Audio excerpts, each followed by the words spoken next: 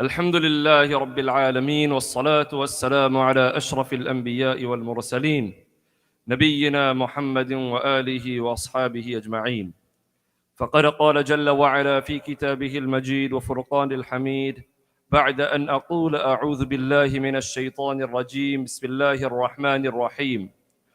إنما المؤمنون الذين إذا ذكر الله وجلت قلوبهم وإذا تليت عليهم آياته زادتهم إيمانا وعلى ربهم يتوكلون الذين يقيمون الصلاة ومما رزقناهم ينفقون أولئك هم المؤمنون حقا لهم درجات عند ربهم ومغفرة ورزق كريم. صدق الله العظيم. Honorable elders, respected brothers, mothers and sisters, Assalamu alaikum wa rahmatullahi wa barakatuh. Amongst the very many things which differentiate the Sahaba Ridwanullahi ta'ala alayhim ajma'een and ourselves are very many things. But one in particular which differentiates us in a great standard is their ability to instantly and permanently remove themselves from vice, evil, and sin and embrace virtue and goodness. What does this mean? This means that Allah has bestowed this noble quality within each and every single one of us, that when we make our minds up for something, whether it may be to do something, whether it may be to leave something, we have the intrinsic ability by the will of Allah to remove and distance ourselves or get closer to it. But how is it that when we do distance ourselves or we do get close to something, we fall back, we fail? But the Sahaba were such that when they made their decision to leave a sin, they would be able to permanently leave it. If they decided to embrace a certain blessing or a certain virtue, they would be able to instantly embrace it. How is it that these things happen? It is first and foremost the foundation of our iman and belief and faith within ourselves must be firm within our hearts. In regards to this, in Surah Al-Anfal, Allah Tabaraka wa Ta'ala mentions in the second verse of Surah Al-Anfal, أعوذ بالله من الشيطان الرجيم إنما المؤمنون الذين إذا ذكر الله وجلت قلوبهم وإذا تليت عليهم آياته زادتهم إيمانا وعلى ربهم يتوكلون. What does he say? Allah says, and Allah is talking to each and every single one of us, what we must understand, that when we are reciting the Quran, when we are reading the translation, we must understand that Allah is addressing us directly. What does he say? إنما المؤمنون الذين إذا ذكر الله وجلت قلوبهم. That believers are only those individuals. Al-mu'minun are only those individuals. إذا ذكر الله, when the name of Allah is mentioned, when things related to Allah subhanahu wa ta'ala are mentioned, وجلت قلوبهم, their hearts tremble in awe. Their hearts tremble in fear out of reverence for Allah subhanahu wa ta'ala, out of fear for Allah subhanahu wa ta'ala, in awe of Allah subhanahu wa ta'ala. وَإِذَا تُلِيَتْ عَلَيْهِمْ آيَاتُهُ زَادَتْهُمْ إِيمَانًا. And Allah goes on to say that when our verses are recited before them, meaning when Allah's verses from His noble kalam are recited before such individuals, زَادَتْهُمْ إِيمَانًا, that their hearts, their iman within themselves starts to increase. Now, I want to dive a little into this point. That how is it that if we do not even pick up the Quran, try and understand the Quran, how is it that our iman will increase when the verses are recited before us? Because I can recite the Arabic in front of you. You can shake your head and mashallah be, elated by the recitation of the Quran, which in itself is a blessing. There's no denying that. You could be enjoying the recitation. There is no denying that. But how will your iman increase if you are unable to understand what Allah is trying to tell you? Because this Quran was not just revealed for the sake of, mashallah, just shaking our heads and enjoying the recitation, whether it's in salah or outside of salah. But it is incumbent, rather mandatory upon us that we try and understand what the Quran is trying to teach us. Whether it may be that we study by a teacher, whether it may be that we open up a translation in whatever language we feel comfortable in, and we recite a translation. But we must understand, try. And it is not a journey that you complete within 1 month or 3 months or 6 months or a year. You just complete the entire translation. It's a lifelong journey, step by step. That you learn a verse today, you learn a verse tomorrow, it's about the consistency. Hence, in regards to this, what does Rasulullah sallallahu alaihi wasallam say? He says, أحب الأعمال إلى الله وأدومها وإن قل. That the most beloved of actions to Allah subhanahu wa ta'ala are those وَأَدْوَمُهَا are those which are consistent وَإِن قَلَّ. That those actions most beloved to Allah are those which are consistent. Meaning you recite a translation from the Quran, one verse a day. And all of us have smartphones now. So this excuse to say that, Shaykh, I don't have a translation, Shaykh, I can't get an access to. We all have smartphones. Or majority of us at least have smartphones or gadgets or some sort of electronic device that we can download these translations by noble scholars and at least recite 1 or 2 verses of the translation, which will take you less than 2 minutes. But it is up to us that we take that first initial step. That when we recite the translation, when we read the translation, don't just read it for the sake of reading it, but rather you try and ponder over it. That what is Allah trying to tell me through these verses? It is so simple, but yet so deep. When Allah speaks about how He created the skies and the ground, how He created the heavens and how He created the insan.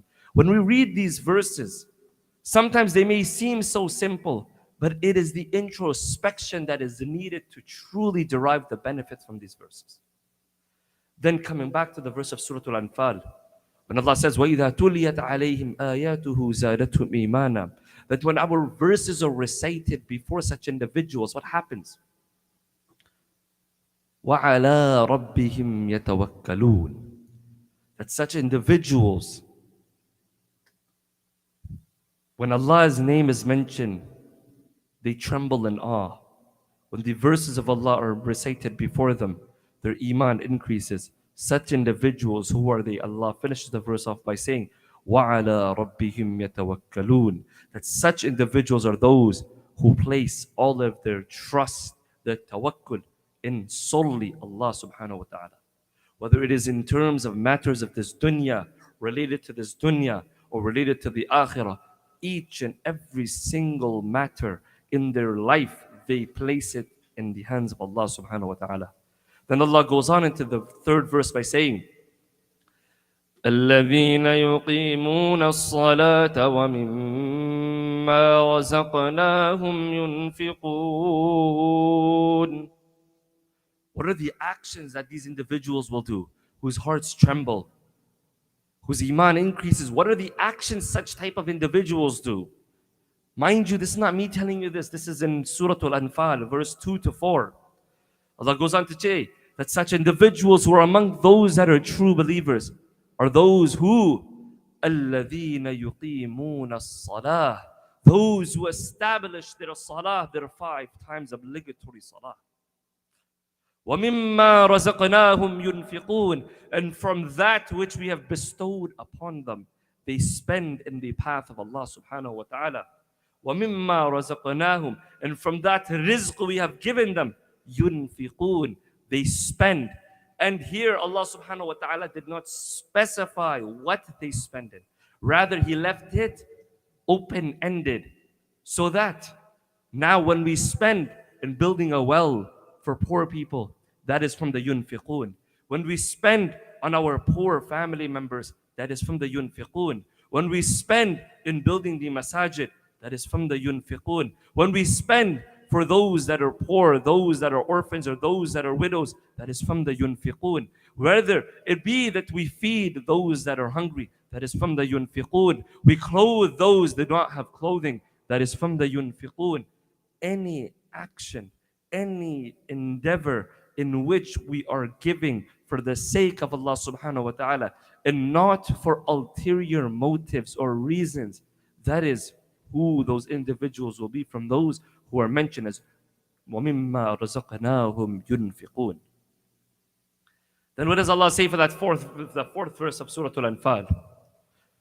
أُولَٰئِكَ هُمُ الْمُؤْمِنُونَ حَقًّا لهم درجات عند ربهم ومغفرة ورزق كريم. What does Allah say? أولئك هم المؤمنون حقا. That these are the true individuals who are upon the truth.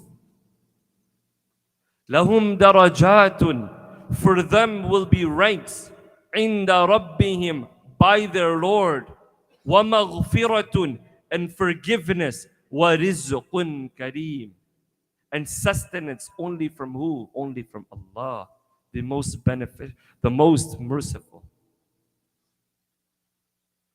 Allah is telling us that for you to be considered a good Muslim, for you to be considered a good mu'min, it is not that difficult. It is, Allah is trying to tell us that we must become individuals of not only good actions, but we must become individuals of good morals and character. The Muslims nowadays have left what was a core integral part of their iman, and that is the innate nature, the innate ability to show the noble quality and traits taught to us by our beloved Habib. The mannerisms, the akhlaq, the adab, the way we treat one another, the way we interact with one another, the greetings that we give one another, how we speak about one another, our transactions and our dealings with one another. It is up to us to make sure it is of the highest standard. We're not amongst those that tomorrow somebody can stand up and say, yes, I dealt with a Muslim and he's a liar, he's a cheater, he's a scammer, he's somebody who doesn't live up to his word, he is unreliable.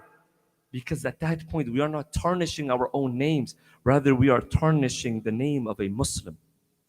We are tarnishing the name of the Muslim all across the globe.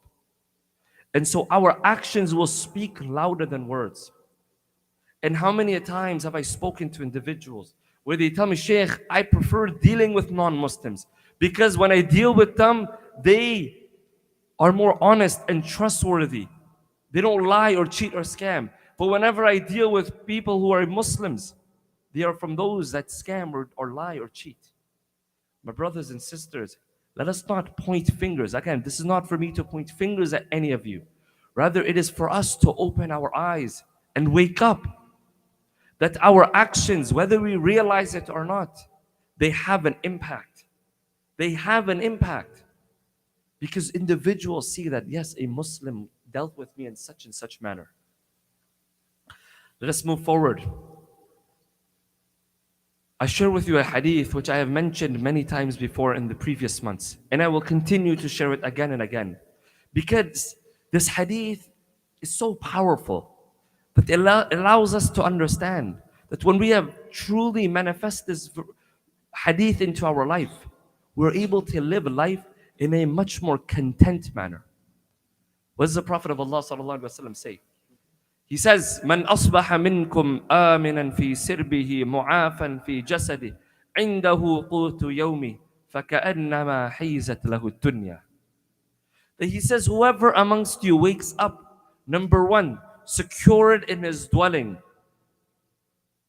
mu'afan fi jasadi, he has sufficient provisions, he has sufficient food for the day. Mu'afan fi jasadi, he is healthy in his body. Indahu qutu yawmi. Number three, He has sufficient food for the day. فَكَأَنَّمَا حِيزَتْ لَهُ الدُّنْيَا. It is as if this entire world has been gathered for this specific individual. Let's break this hadith down. Number one, let us think to ourselves, how many of us today woke up secured in our dwellings? Number two, how many of us woke up today and body-wise we were healthy? We were not in need of going to the doctors. We were not being rushed to the hospital. Did not have any cancer or tumor or any illness or sickness. You don't realize it, but the fact that you don't have it is not something that you are so great. Rather, it is a gift and mercy from Allah.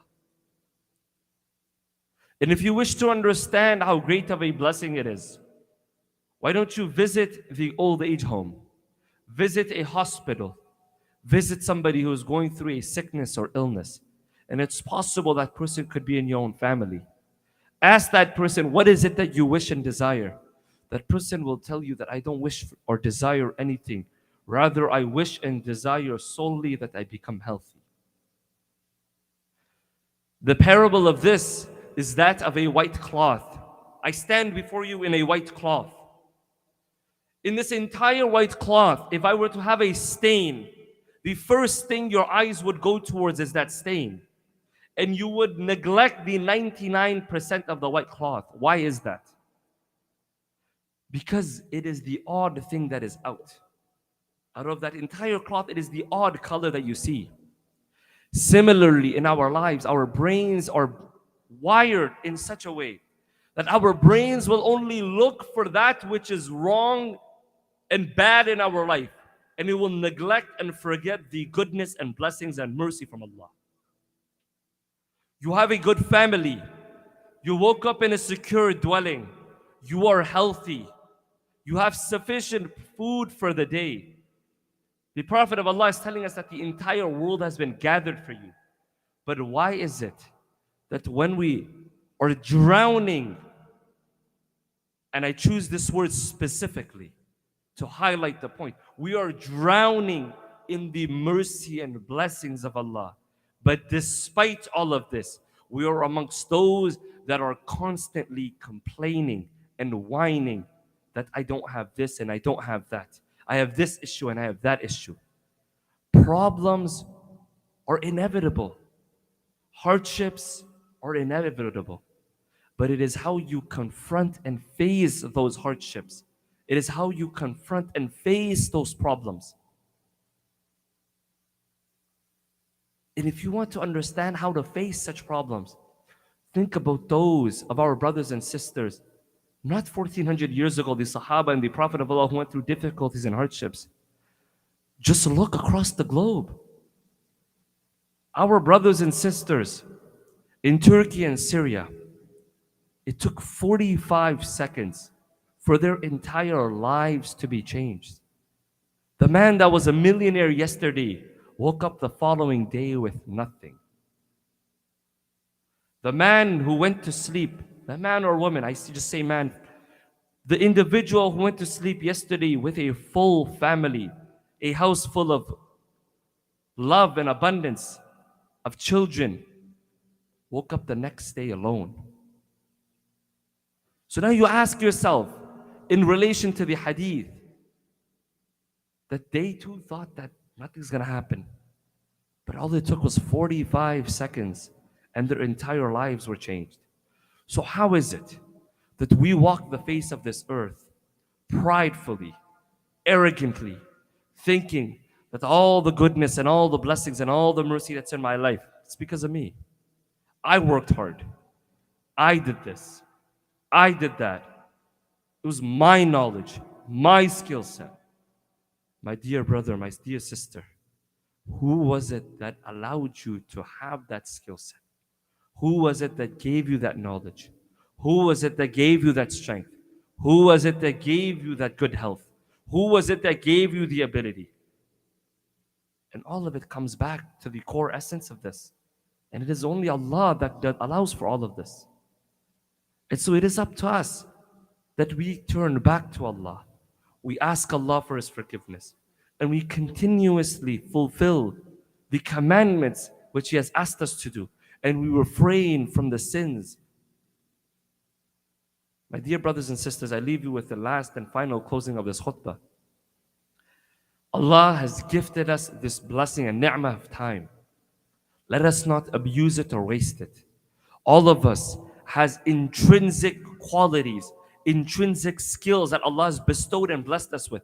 Let us not let it go in vain, but rather use our energy for good, for enriching the lives of others, for enriching the lives of those that are beloved to us, whether it may be our families and loved ones and friends. But let us be the change that we desire to see. And the change that we desire to see in the outside will only begin when that change is from within. That change comes when we are now performing our 5 daily salah. That change comes when we leave that sin that is so dear and close to us, we let it go. Last and final thing, people have a notion in their minds that the most beloved action to Allah might be, performing a lot of salah, or reciting Quran, or fasting a lot, or giving in charity. All of those are mandatory. All of those are very, very, very important. But one of the greatest blessings and rewards a person can get is a sin that he loves, a sin which he has innate desire for, something which is haram and his heart is calling him towards it. He has an intrinsic desire to go towards it. But for the sake of Allah, he lets go of that sin. He doesn't go near that sin. Even though it pains him so much in his heart to not do something which he desires to do for the sake of Allah, that is amongst one of the greatest blessings and the greatest rewards a person could get. May Allah subhanahu wa ta'ala forgive our shortcomings. May He forgive all of our wrongdoings, and not only forgive it, but rather turn it into blessings and hasanat and ajr for us. May Allah subhanahu wa ta'ala make us from those that are like the Sahaba, that embrace the noble qualities of Rasulullah sallallahu alaihi wasallam, and we are from those that are forgiven, and we continuously be from those that remember and try and help our brothers and sisters in whatever capacity that we can, whether it may be financially, through our time, or through our du'as. Ameen, ameen, ameen. Wa akhir da'wana alhamdulillahi rabbil alameen.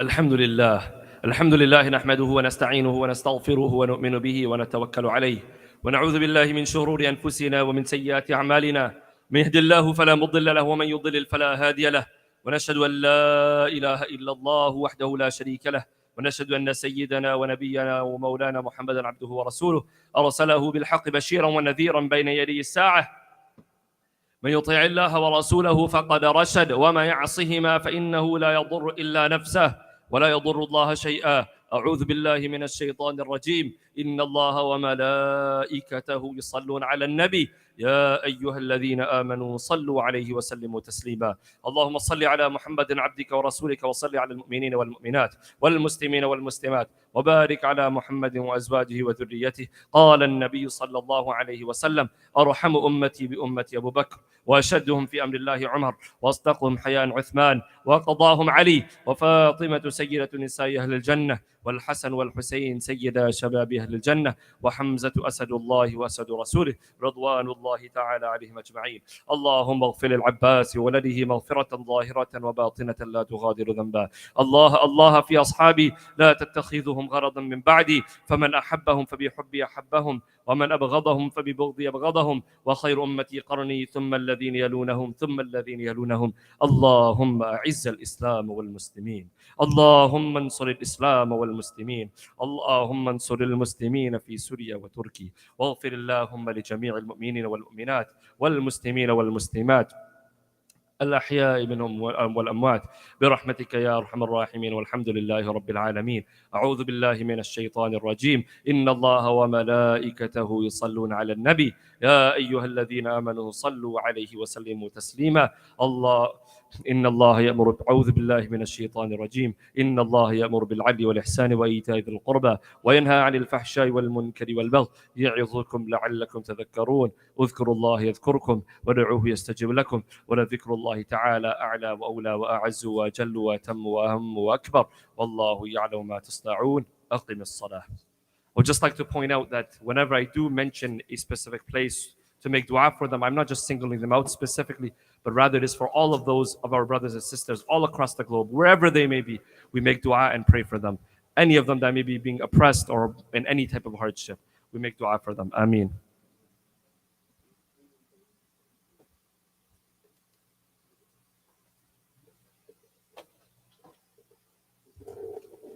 الله أكبر الله أكبر أشهد أن لا إله إلا الله أشهد أن محمدا رسول الله حي على الصلاة حي على الفلاح قد قامت الصلاة قد قامت الصلاة الله أكبر الله أكبر لا إله إلا الله.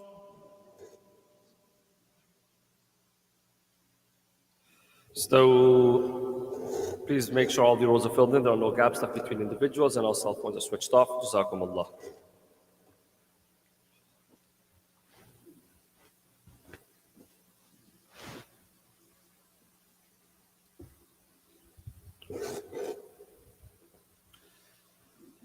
Allahu Akbar.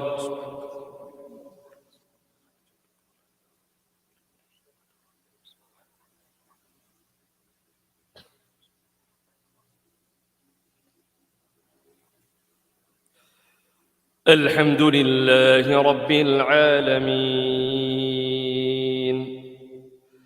الرحمن الرحيم مالك يوم الدين إياك نعبد وإياك نستعين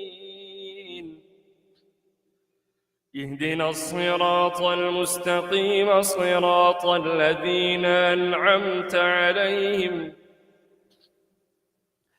غير المغضوب عليهم ولا الضالين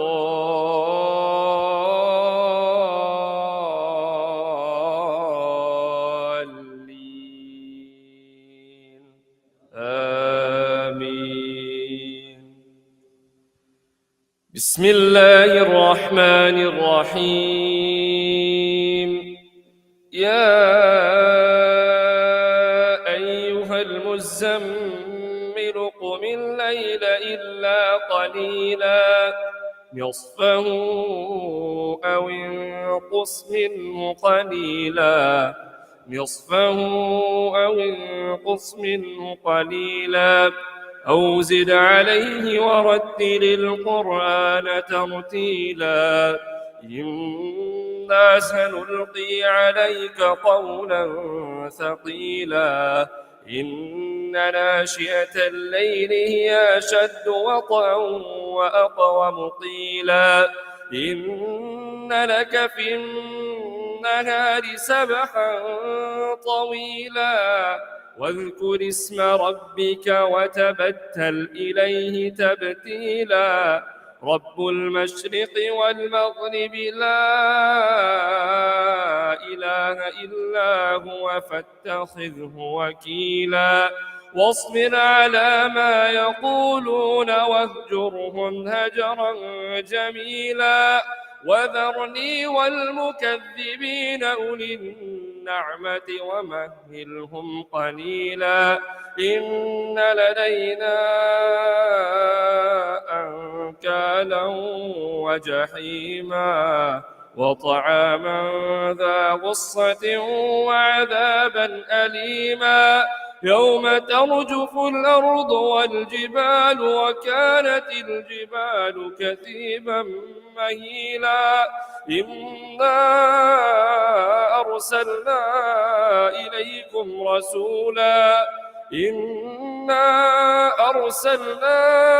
إليكم رسولا شاهدا عليكم كما أرسلنا إلى فرعون رسولا فعصى فرعون الرسول فأخذناه أخذا وبيلا فكيف تتقون إن كفرتم يوما يجعل الولدان شيبا السماء منفطر به كان وعده مفعولا إن هذه تذكرة فمن شاء اتخذ إلى ربه سبيلا. الله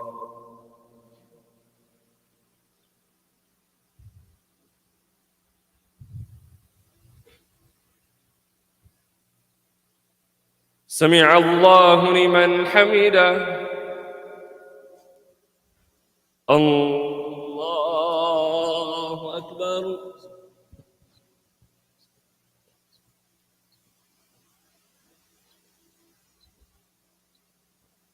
الله أكبر.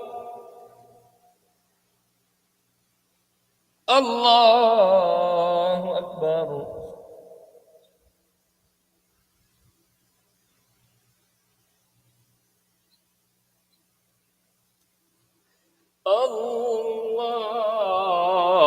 الله أكبر. الحمد لله رب العالمين الرحمن الرحيم مالك يوم الدين إياك نعبد وإياك نستعين اهدنا الصراط المستقيم صراط الذين أنعمت عليهم غير المغضوب عليهم ولا الضالين آمين. بسم الله الرحمن الرحيم عبس وتولى أن جاءه الأعمى وما يدريك لعله يزكى أو يذكر فتنفعه الذكرى أما من استغنى فأنت له تصدى وما عليك ألا يزكى وأما من جاءك يسعى وهو يخشى فأنت عنه تلهى كلا إنها تذكرة فمن شاء ذكره في صحف مكرمة مرفوعة مطهرة بأيدي سفرة كرام بررة قتل الإنسان ما أكفره من أي شيء خلقه من نطفة خلقه فقدره ثم السبيل يسره ثم أماته فأقبره ثم إذا شاء أنشره كلا لما يقض ما أمره فلينظر الإنسان إلى طعامه أنا صببنا الماء صبا ثم شققنا الأرض شقا فأنبتنا فيها حبا وعنبا وقضبا وزيتونا ونخلا وحدائق غلبا وفاكهة وأبا متاعا لكم ولأنعامكم فإذا جاءت الصاخة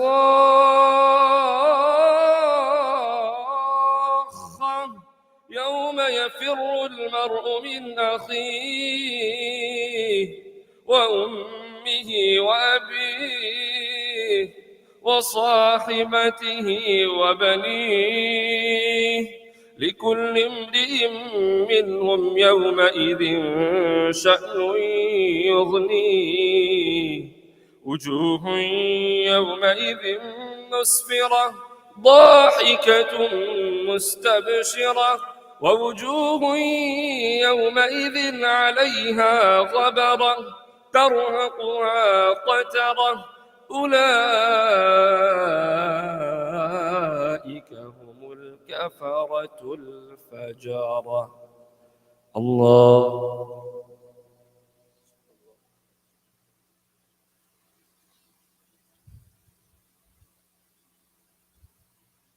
سمع الله لمن حمده. الله أكبر.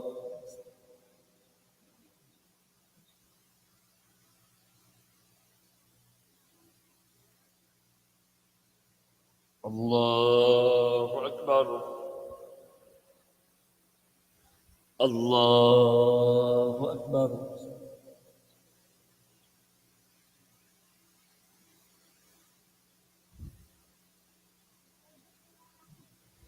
الله أكبر.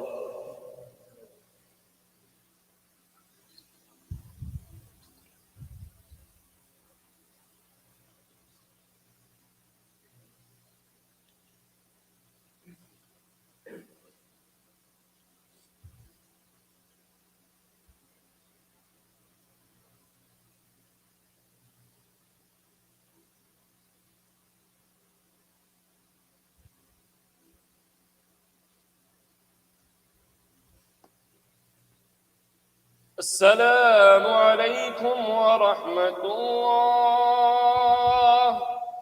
السلام عليكم ورحمة الله.